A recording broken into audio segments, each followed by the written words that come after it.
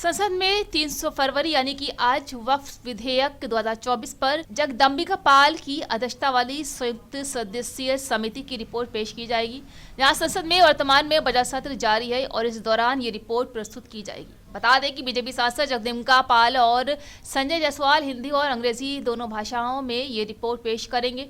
इसके साथ ही रिपोर्ट तैयार करने में मदद करने वाले साक्ष्यों को भी साझा किया जाएगा। बीते गुरुवार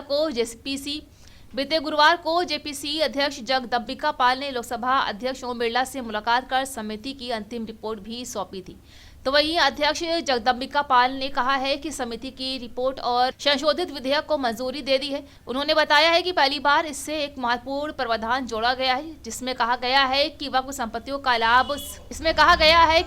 संपत्तियों का लाभ समाज के वंचित वर्गों, गरीबों, महिलाओं और अनाथों को मिलना चाहिए। वहीं जेपीसी ने 29 जनवरी को संशोधित रिपोर्ट और विधेयक को मंजूरी दे दी, लेकिन नई विपक्षी नेताओं ने इस रिपोर्ट पर असहमति जताई और अपनी असहमति नोट प्रस्तुत किए। जहां एआईएम प्रमुख असदुद्दीन ओवैसी ने दावा किया है कि जेपीसी की रिपोर्ट पर उनके असहमति नोट के कुछ हिस्सों को हटा दिया गया है। उन्होंने कहा है कि मैंने जेपीसी को वक्फ विधेयक के खिलाफ एक विस्तृत असहमति नोट दिया था। ये चौंकाने वाली बात है कि मेरे नोट के कुछ हिस्सों को बिना मुझे बताए हटा दिया गया है।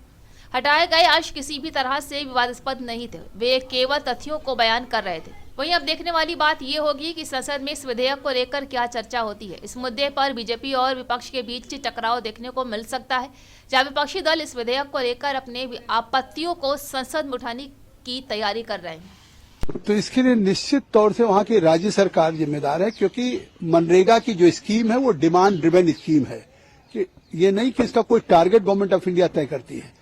मतलब जितनी आवश्यकता हो स्टेट गवर्नमेंट डिस्ट्रिक्ट लेवल पे डिमांड जनरेट होगा और उसको पैसा गवर्नमेंट ऑफ इंडिया स्वीकृत करती है और फिर जब उसकी यूटिलाइजेशन सर्टिफिकेट भेजती है तो उसकी और किस्त भेजी जाती है।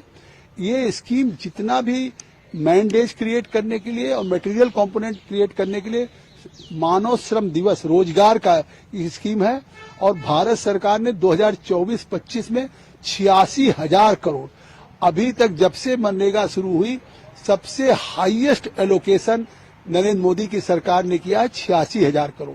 अब अगर किसी राज्य में किसी के वेजेज बाकी हैं तो हमारे कांग्रेस के मनिक्कल साहब को स्टालिन साहब से पूछना चाहिए कि क्यों नहीं मिला।